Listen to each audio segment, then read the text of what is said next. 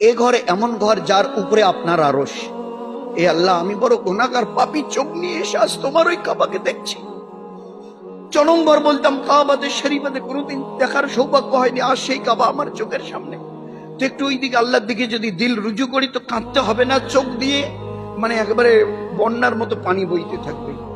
মাতাব বলা হয় কাবা শরীফের ওই যে প্ল্যাটফর্মটা, ওটাকে মাতাব বলা হয়। আমি এখানে মাতাবে এবারে সিঁড়ি ধরে নিচে নেমে এখানে দাঁড়িয়ে আছি, সামনে কাবা আমার।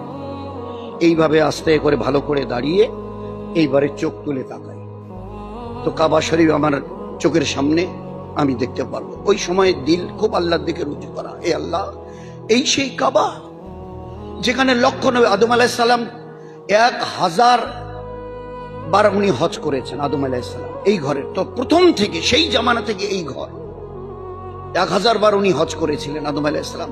এই আল্লাহ, এমন কোন নবী বাদ যায়নি যে নবী এই ঘরের তওয়াফ করেনি। এ ঘরে এমন ঘর যার উপরে আপনার আরশ। এ আল্লাহ, আমি বড় গুনাহগার পাপী, চোখ নিয়ে এসে আজ তোমার ওই কাবাকে দেখছি। জনমবার বলতাম কাবাতে শরীফাতে কোনোদিন দেখার সৌভাগ্য হয়নি, আজ সেই কাবা আমার চোখের সামনে। তো একটু ওই দিকে আল্লাহর দিকে যদি দিল রুজু করি তো কাঁদতে হবে না, চোখ দিয়ে মানে একেবারে বন্যার মতো পানি বইতে থাকবে।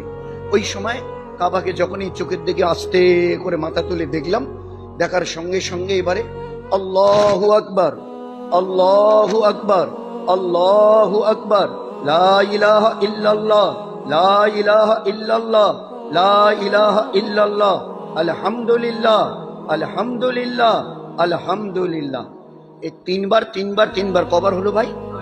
এই 9 বার রফাদাইন আমাকে করতে হবে। যখন এই কাবার দিকে মুখ তুলে চাইব, যেই এইবারে কাবাকে দেখে ওই তিনবার 9 বার রফাদাইন করতে হবে। এইবারে হাত উঠাবো দোয়ার জন্য। হাত উঠিয়ে প্রথম যে দোয়াটা, যেটা সবাই মুখস্থ করে নি, ছোট্ট একটা লাইন, এ আল্লাহ, আজকের দিন থেকে নিয়ে আমার মৃত্যু অবধি যত দোয়া আমি করব সব যেন তোমার কাছে কবুল হয়।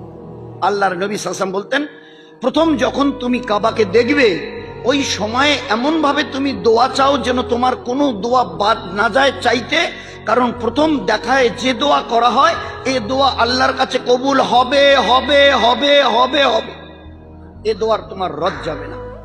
প্রথম যখন কাবাকে তুমি দেখবে প্রাণ ভরে দোয়া চাও, যেন পরে আফসোস করতে না, এই দোয়াটা চাইনি। আধা ঘন্টা, পৌনে ঘন্টা, ঘন্টা, তারও বেশি দিল খুলে দোয়া চাও, প্রাণ ভরে, যেন কোনো জিনিস চাইতে বাকি না থাকে। আমার সাথী ভাইরা পাশে আছেন, ওনাদের আধা ঘন্টায় দোয়া হয়ে গেল, আমি তখনও দোয়া করছি, আরো 2 ভাই দোয়া করছে। আমাদের যাদের শেষ হবে না বলি, এ ভাই তাড়াতাড়ি শেষ করেন না, এ ভাই নেই, আপনি একটু সবর করেন, ও ভাইকে পুরো করতে দিন, পুরো করতে দিন। তো যার যতটা দিল চাই, যে কোনো দোয়া চাইতে যেন, আল্লাহর নবী সাল্লাল্লাহু আলাইহি ওয়াসাল্লাম বলে গেছেন, কাবাকে প্রথম নজরে যখন দেখো সেই সময় প্রাণ ভরে দোয়া চাও, ওই সময়ের কোনো দোয়া আল্লাহর রদ করবে না। তো প্রথম দোয়া চাবার আগে শুরুতে ওই দোয়াটা, এ আল্লাহ, আজকের দিন থেকে কিয়ামত পর্যন্ত যত দোয়া আমি চাইবো সব যেন কবুল হয়। মানে সারা জীবনের দোয়াকে কবুল করানোর জন্য আল্লাহর কাছে মোহর লাগিয়ে নিলাম। এইবারে আপনার দিল ভরে আপনি দোয়া চান। দোয়া শেষ হয়ে গেল। দোয়া শেষ হওয়ার পরে এবার প্রথম কাজ আমার আল্লাহর ঘরকে তওয়াফ করা। দুনিয়ার যে কোনো মসজিদে যাবেন, যে কোনো মসজিদে নববীতে আমরা কয়দিন পরে যাব, তো দুনিয়ার যে কোনো মসজিদে গেলে মসজিদে ঢুকে আগে 2 রাকাত তাহিয়াতুল মসজিদ করতে হয়, সুন্নাত। এটা পড়তে হয়, এটা বড় সুন্নাত। মসজিদে নববীতে হুজুর বসে আছেন, একজন সাহাবী গালেবান আনাস রাদিয়াল্লাহু তাআলা দেখা করার জন্য এলেন, সালাম দিয়ে হুজুরের পাশে বসে কথা বলছে। আল্লাহর নবী বললেন, আনাস, তুমি মসজিদের হক আদায় করেছো, এটা আল্লাহর ঘর, আগে আল্লাহর হক আদায় করো, আগে 2 রাকাত তাহিয়াতুল মসজিদ পড়ো, আল্লাহর হকটা আদায় করো, তারপরে আমার সঙ্গে কথা বলো।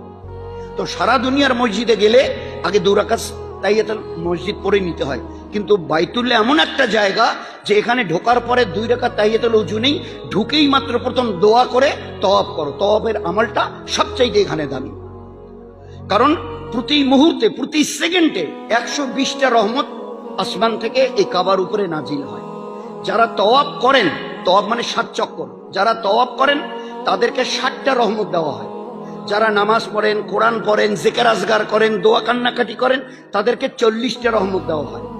আর যারা চুপচাপ বসে থেকে কোনো একটা জায়গায় বসে কাবাকে শুধু যদি দেখে, তো তাদেরকে 20টা রহমত দেওয়া হয়, শুধু দেখনেওয়ালাকে 20। তো সবচেয়ে বেশি রহমত কে পান? যে তওয়াব করে। তো এই জন্য এখানে ঢুকেই প্রথম আমাল তওয়াব করা। तौब करने वाला 60, नामाज पढ़ने वाला जिक्र कुरान तिलावत करने वाला पाए 40, और যারা শুধু কাবাকে দেখে তারা পায় 20। তো এই জন্য এবারে আমার দোয়া হয়ে গেল। এবারে আমার প্রথম কাজ এবারে তওয়াব করা। তওয়াব মানে 7 চক্কর। একটা কথা এখানে মনে রাখবো, তওয়াফের জন্য, নামাজের জন্য ওযু, ভাই বলেন বলেন, নামাজের জন্য ওযু করা ফরজ, তওয়াফের জন্য ওযু রাখা ফরজ।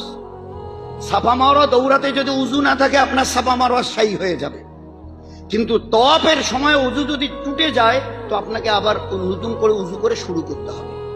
তওয়াফের জন্য উজু রাখা ফরজ, যেরকম নামাজের জন্য উজু রাখা ফরজ। তো আমার এবারে দোয়া হয়ে গেল, আমি এবারে তওয়াফের জন্য যাচ্ছি।